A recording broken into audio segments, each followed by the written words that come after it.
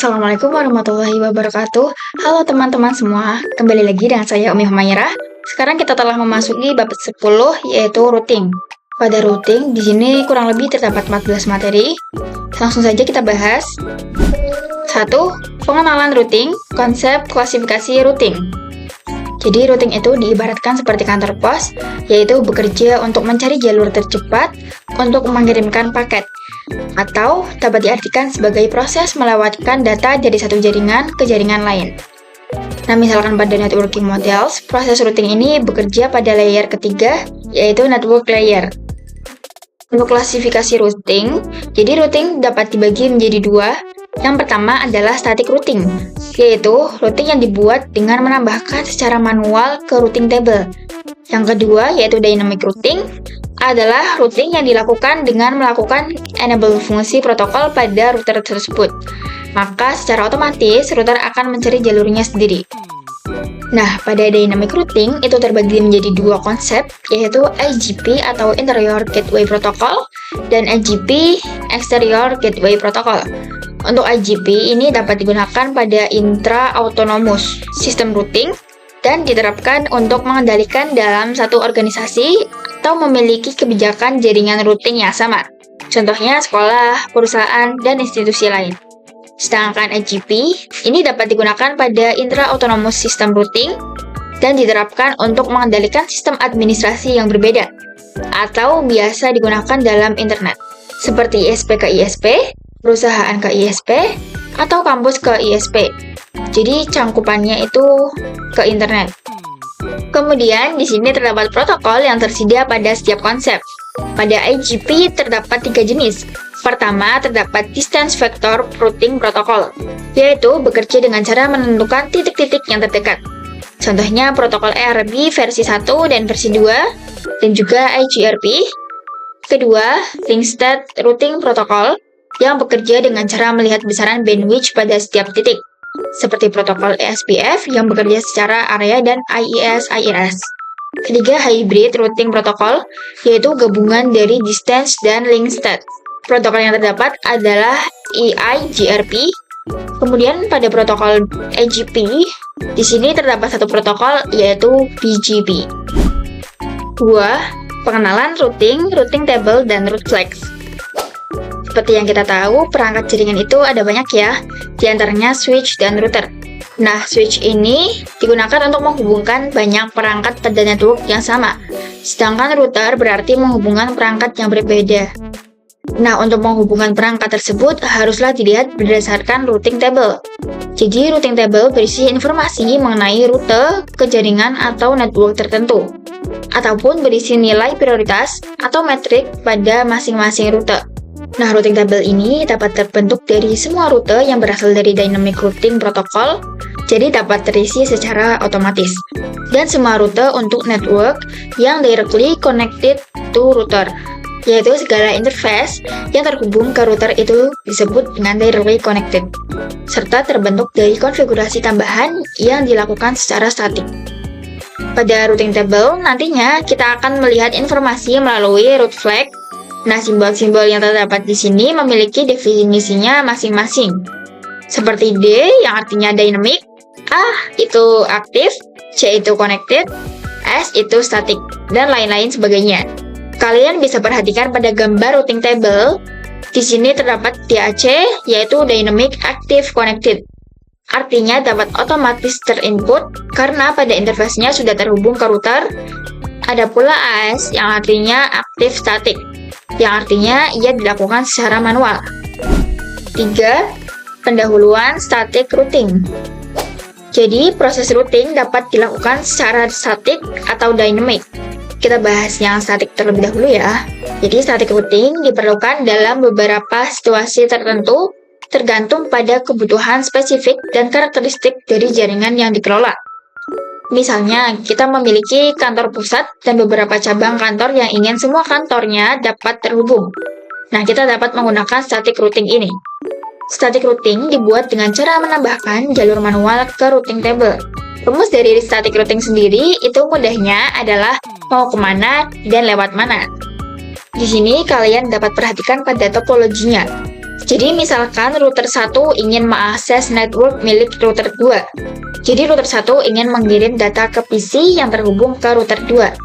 Maka kita harus memberitahu router 1 bahwa untuk mencapai PC, data harus dikirim melalui rute, yaitu Ether 1. Selanjutnya terdapat karakteristik dari static routing, yaitu mudah dikonfigurasi pada jaringan skala kecil. Jadi static routing ini tidak cocok digunakan untuk jaringan skala besar. Kemudian membutuhkan research yang ringan dan manual konfigurasi setiap penambahan jaringan baru. 4. Static routing 2 router pendahuluan. Oke, jadi nantinya terdapat 3 studi kasus yang akan kita bahas. Jadi ini adalah topologi yang akan kita gunakan. Di sini terdapat 4 router yang akan kita hubungkan antara satu dengan yang lainnya. Untuk router utama akan dikonfigurasikan WAN, sehingga untuk router lain ketika ingin terkoneksi dengan internet, maka dia menggunakan perantara mikrotik utama. Oke, langsung saja kita buka Pinet Lab-nya. Di sini saya sudah menyiapkan 2 router dan 2 VPC yang sudah saya nyalakan, dan untuk namanya juga sudah saya sesuaikan. Kemudian terdapat ISP.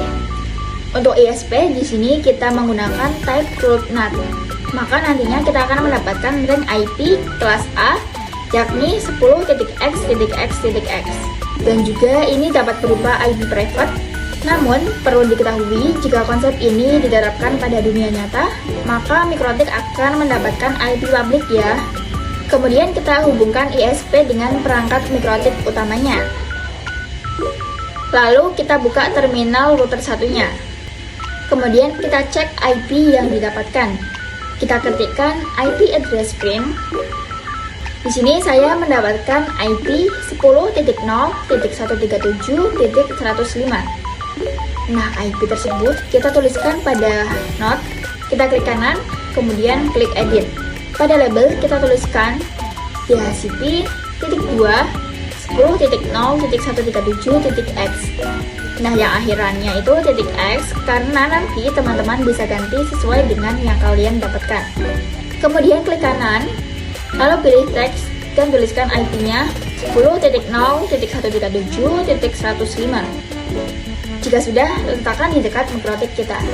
Selanjutnya kita hubungkan antara router 1 dan router 2. Nah, nanti jadi setiap router akan memiliki jaringan lokal. Di sini kita sambungkan klien ke masing-masing router terlebih dahulu ya. Di sini saya sudah menyiapkan teks. Jadi untuk IP 10.10.10.1 kita berikan untuk Ether 2 di mikrotik pertama. Kemudian untuk 10.10.10.2 itu untuk Ether 1 di mikrotik kedua. Lalu IP 192.168.1.1 untuk Ether 3 di mikrotik pertama yang mengarah ke klien. Dan IP 192.168.2.1 kita letakkan di Ether 2 pada mikrotik kedua yang mengarah ke klien. Untuk IP 192.168.1.2 ini milik VPC 1 dan 192.168.2.2 untuk VPC 2. Kemudian di sini kita dapat simpulkan untuk network dari router ke router kita menggunakan 10.10.10.0 karena keduanya memiliki IP 10.10. Untuk IP yang mengarah ke klien 1 adalah 192.168.1.0.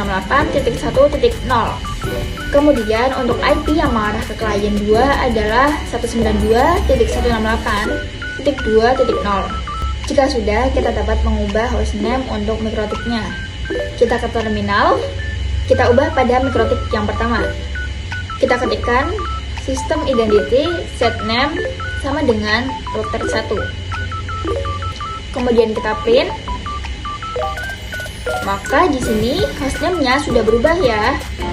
Kemudian kita ubah juga pada mikrotik kedua menjadi router 2. Kita ketikkan system identity set name sama dengan router 2. Oke, di sini kita sudah selesai mempersiapkan topologinya ya. 5. Static routing 2 router lab. Sebelum masuk pada konfigurasi static routing, kita perlu melakukan koneksi antara PC dengan Pinet Lab terlebih dahulu. Untuk caranya, kita bisa buka command prompt. Di sini kita jalankan sebagai administrator. Kemudian kita ketikkan root add, lalu IP network VNet-Lab-nya, kemudian subnet masknya yaitu 255.255.255.0, dan gateway-nya adalah IP VNet-Lab-nya. Jika sudah, kita coba ping ke rootnya. Kita ketikkan ping 10.0.137.115, maka di sini sudah berhasil. Kemudian kita buka aplikasi Winbox. Di sini kita login dengan IP router 1. Untuk konfigurasi static routingnya, di sini kita akan coba untuk mengakses router 2 pada Winbox tanpa teridentifikasi IP-nya. Nah, untuk melakukan hal tersebut, kita akan menggunakan fitur Roamon. Pada Winbox, kalian bisa pilih menu Tools, kemudian klik Roamon. Di sini kita checklist di bagian Enable, lalu Apply dan OK. Kemudian kita aktifkan juga fitur Roamon di MikroTik 2. Pada terminal, kita ketikkan tool Roamon, kemudian set enable sama dengan yes. Kemudian print, maka di sini statusnya sudah aktif ya. Kemudian kita klik New Winbox. Di sini teman-teman dapat connect menggunakan IP router 1. Kemudian klik Connect to Roamon.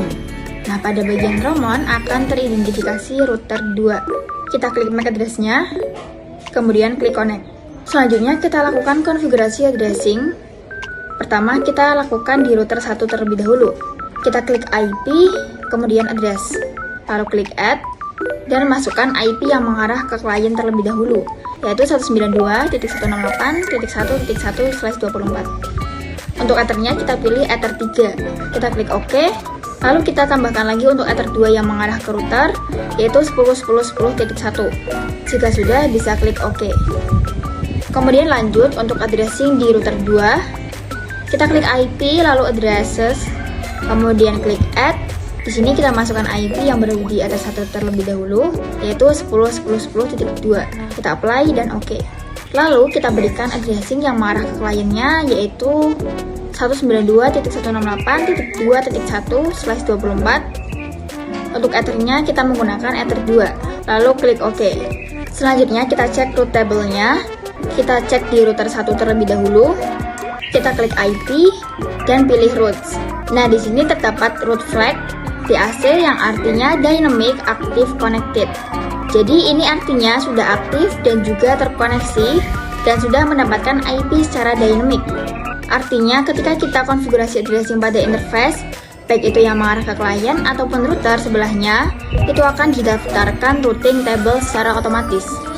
Namun perhatikan untuk network yang 2.0 ini belum terkoneksi ya, karena belum terdaftar. Sedangkan untuk network yang lain sudah terdaftar. Maka dari itu kita perlu lakukan proses routing agar VPC dapat terkoneksi. Di sini kita harus tambahkan informasi di routing table-nya. Kita klik Add. Nah, rumus static routing itu kan mau kemana dan lewat mana ya? Nah, karena kita mau ke network 2.0, kita ketikkan tujuan kita, yaitu 192.168.2.0. Kemudian kita masukkan mau lewat mana nih?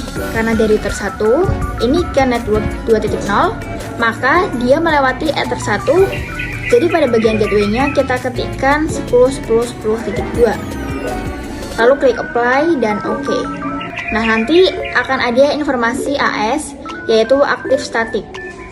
Kemudian kita akan lakukan juga pada router 2, pada bagian IP, lalu routes. Nah, di sini kan hanya terdapat 2, yaitu yang mengarah ke router 1 dan kliennya. Maka kalau router 2 ingin melakukan koneksi ke router 1, itu belum bisa ya, karena di routing table-nya belum terdaftar. Langsung saja kita tambahkan. Untuk DSC address-nya kita masukkan network yang ingin kita tuju, yaitu 192.168.1.0. Di sini karena dia melewati router 2, maka gateway-nya kita gunakan 10.10.10.1. Kemudian klik OK. Jadi ketika router 2 ingin terkoneksi ke VPC 1, itu akan berhasil karena pada routing table-nya sudah terdaftar. Kemudian kita akan melakukan addressing pada VPC-nya. Di sini kita nyalakan terlebih dahulu. Untuk VPC 1 kita akan menggunakan IP 192.168.1.2. Untuk gateway-nya di sini kita gunakan 192.168.1.1/24. Kemudian kita lakukan juga ke VPC 2. Caranya sama ya. Untuk IP-nya yaitu 192.168.2.2 dan untuk gateway-nya yaitu 2.1. Nah, jika sudah melakukan semuanya, maka kita sudah berhasil melakukan static routing pada 2 router. 6.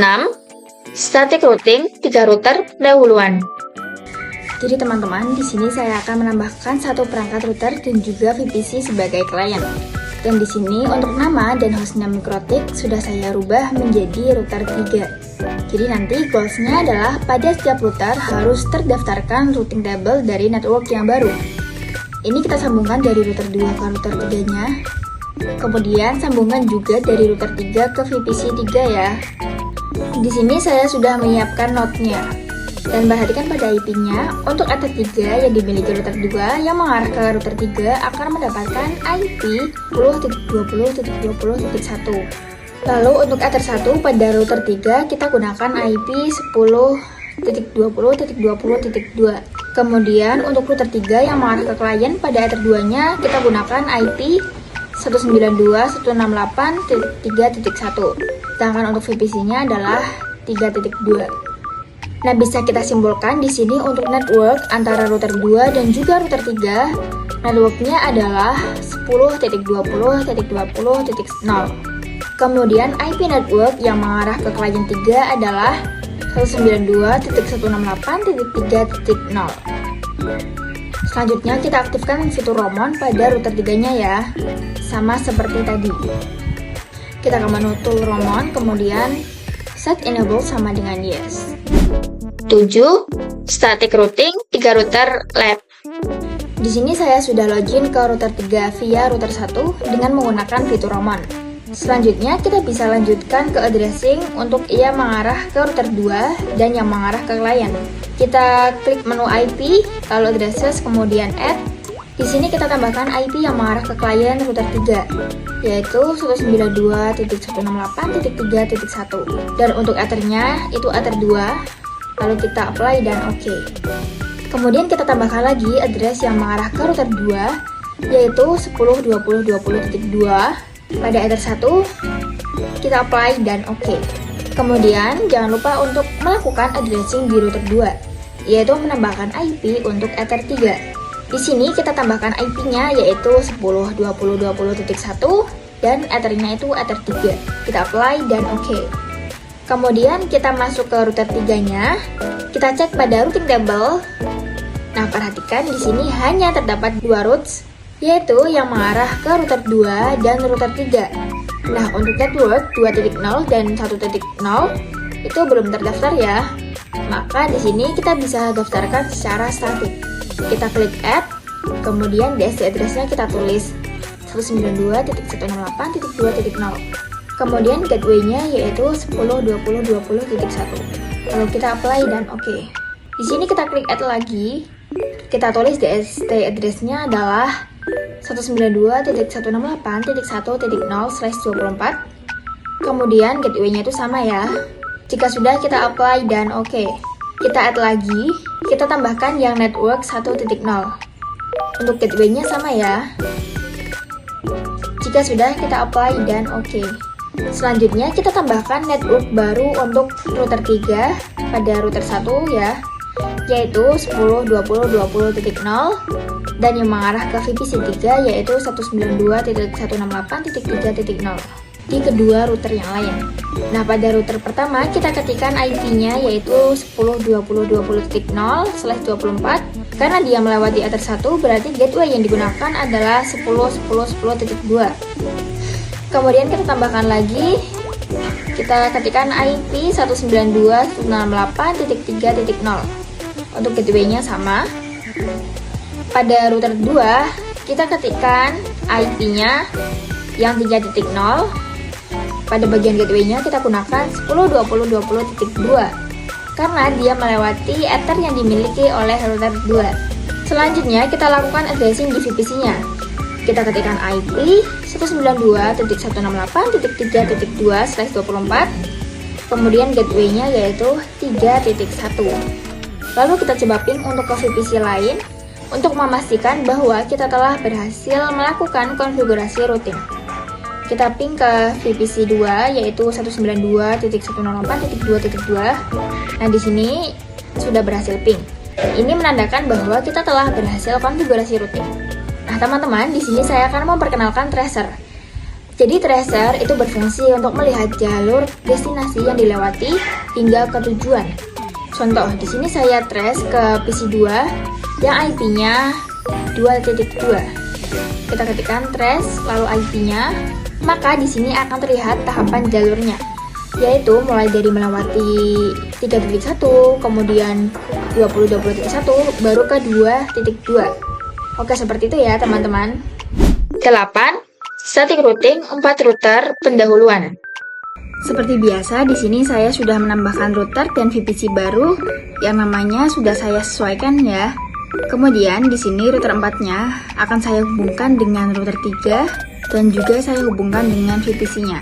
Nah, untuk IP Ether 3 pada router 3 adalah 10.30.30.1 dan Ether 1 pada router 4 adalah 30.2. Maka dari itu networknya adalah 10.30.30.0.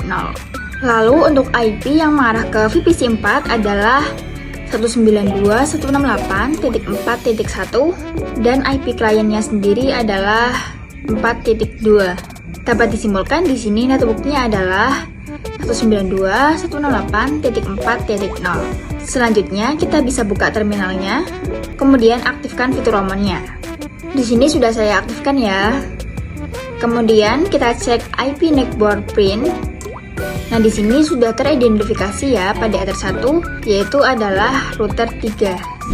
9. Static routing 4 router lab. Di sini saya sudah connect ke router 4 via router 1 melalui roamon. Kemudian di sini kita tambahkan addressing pada router 3 di Ether 3. Kita ke menu IP lalu addresses. Kemudian klik add. Kita tambahkan address yaitu 10.30.30.1 dan ethernya pilih yang Ether 3. Kemudian apply dan OK. Kemudian kita masuk ke router 4. Kita klik menu IP, kemudian addresses. Di sini kita tambahkan, kita tuliskan IP-nya yaitu 10.30.30.2. Untuk ethernya kita klik yang Ether 1. Kita tambahkan lagi. Di sini adalah untuk IP yang mengarah ke klien, yaitu 192.168.4.1. Ethernya di sini adalah Ether 2. Kemudian kita apply dan OK. Kemudian kita lakukan addressing pada VPC 4-nya. Kita buka terminal VPC 4-nya. Kita tuliskan IP 192.168.4.2/24. Kemudian gateway-nya adalah 4.1/24. Selanjutnya kita daftarkan network baru pada router 4, yaitu network yang 3.0, kemudian 2.0, kemudian 1.0 dan 20.0. Selanjutnya 10.0. Dan untuk gateway-nya sama ya. Oke, sudah selesai. Selanjutnya kita lakukan pada router 3. Kita ke menu IP kemudian routers. Kita tambahkan networknya yaitu 192.168.4.0. Gateway-nya itu kan melalui IP Ether 1 pada router 4, yaitu 10.30.30.2. Kita apply lalu OK. Kemudian kita masuk ke router 2. Kita ke menu IP routers. Di sini kita klik add, lalu kita daftarkan network 10.30.30.0/24 dan 192.168.4.0 dengan gateway 10.20.20.2. Sekarang kita ke router 1, kita ke IP routers. Di sini kita daftarkan network seperti tadi dengan gateway IP Ether 1 pada router 2, yaitu 10.10.10.2.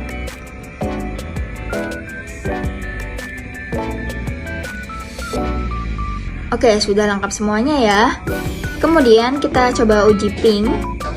Kita klik new terminal, lalu kita ping 10.30.30.2 Nah, di sini berhasil ya, teman-teman. 10. Static routing with internet. Jadi, pada kasus sebelumnya kita telah melakukan static routing hingga 3 router. Namun, di sini saya juga sudah menambahkan 1 router lagi dan sudah terkoneksi dengan router lain. Tetapi yang memiliki root ke internet hanyalah router 1. Jadi, agar router yang lain dan klien dapat terhubung dengan internet, maka kita perlu menggunakan default root. Oke, langsung saja kita konfigurasikan. Kita buka router 2-nya. Di sini kita ke terminalnya, kemudian ketikkan perintah IP root at gateway 10.10.10.1. Kemudian kita cek dengan IP root print. Maka di sini dia sudah memiliki address, yaitu IP root dengan informasi statik. Kemudian kita ke router 3. Di sini kita coba menggunakan GUI. Kita tambahkan. Di sini untuk DSC address-nya kita biarkan 00 seperti ini. Sedangkan untuk gateway-nya kita berikan 10.20.20.1. Nah, di sini sudah ada informasinya ya. Selanjutnya kita lakukan di router 4 juga. Kemudian untuk gateway-nya kita ketikkan 10.30.30.1. Selanjutnya kita aktifkan firewall NAT di router 1. Kita ke menu IP, lalu firewall, kita klik NAT, kemudian tambahkan. Nah, untuk chain-nya yaitu SRC NAT. Kemudian pada bagian out interface kita gunakan Ether 1. Lalu pada action kita gunakan mesh curate. Lalu klik apply dan OK. Kemudian kita bisa lakukan pengujian pada router 4. Pada terminal kita ketikkan ping 888. Nah, di sini dia sudah berhasil ya. Sekarang kita coba ping domain, yaitu ping google.com. Maka di sini akan muncul output seperti ini, karena kita belum menyeting DNS server. Jadi di sini kita setting terlebih dahulu ya. Kita ketikkan IP DNS set server sama dengan 888. Kemudian kita coba ulang lagi untuk ping google.com. Oke, perhatikan di sini ia sudah berhasil ya. Jadi untuk perangkat yang lain, jika ingin ping google.com, maka kita harus setting DNS-nya terlebih dahulu. 11. Routing dynamic, konsep dynamic routing. Jadi, routing dynamic merupakan salah satu cara untuk mendistribusikan informasi routing table secara otomatis. Hal ini dapat memudahkan perubahan dan ekspansi saat memiliki jaringan yang sudah kompleks atau sudah terlalu besar. Konsep dynamic routing ini terbagi menjadi 2, yaitu IGP dan juga AGP, seperti yang sudah saya bahas sebelumnya. Di sini kita hanya akan mempelajari mengenai OSPF, dan nantinya OSPF ini akan kita terapkan pada topologi kita. 12. Pengenalan OSPF. OSPF atau Open Shortest Path First adalah salah satu protokol routing dynamic pada kategori IGP dengan algoritma Link State Protocol. OSPF ini support IP versi 4 dan IP versi 6. Dengan cara kerja mencari rute jalur tercepat berdasarkan bandwidth, relay, dan load. Protokol OSPF ini menggunakan konsep hierarki routing. Dengan kata lain, OSPF mampu membagi-bagi jaringan menjadi beberapa tingkatan. Nah, tingkatan-tingkatan ini diwujudkan dengan menggunakan sistem pengelompokan, yaitu area. Area ini adalah untuk memecah topologi jaringan menjadi unit-unit yang lebih kecil, atau area yang mengurangi overhead protokol routing dan meningkatkan efisiensi perutan. Perhatikan, di sini terdapat OSPF area dan ada backbone area atau area 0. Inilah yang bertanggung jawab mendistribusikan informasi routing antara non-backbone area. Kemudian, yang kedua ada default area. Ini merupakan stub area dari area 0. Lalu ada stub area. Area ini bisa disebut dengan area yang paling ujung. Kemudian yang terakhir ada not so stubby area. Ini merupakan stub area yang tidak menerima external route dan dapat digantikan dengan default route dari area lain, tetapi masih mendapatkan external route dari router yang masih dalam satu area. 13. OSPF Prepare Topology. Jadi saya ingin menjelaskan terlebih dahulu. Kalau misalkan teman-teman itu mematikan perangkat routernya, kemudian menyalakannya kembali, ketika kita cek IP pada router 1, pada Ethernet yang mengarah ke ISP, itu pasti akan berubah-ubah ya IP-nya. Nah, jika terjadi hal tersebut, kalian harus melakukan routing ulang antara router dan laptop kalian. Untuk caranya, sama seperti materi sebelumnya ya, yaitu pada command prompt. Selanjutnya, kita akan mendisable static routing yang kita buat sebelumnya. Di sini pada IP routers, di router 1, untuk yang AS, kita disable semua. Kemudian lakukan hal yang sama pada router yang lainnya ya.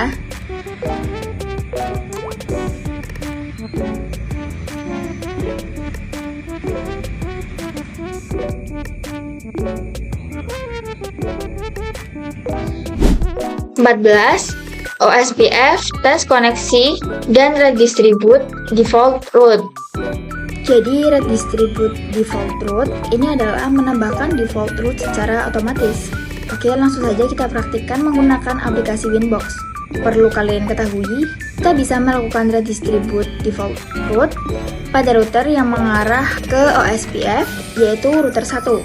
Di sini pada router 1 kita pilih menu routing, kemudian klik OSPF. Di sini kalian bisa klik menu intense, lalu double klik pada default.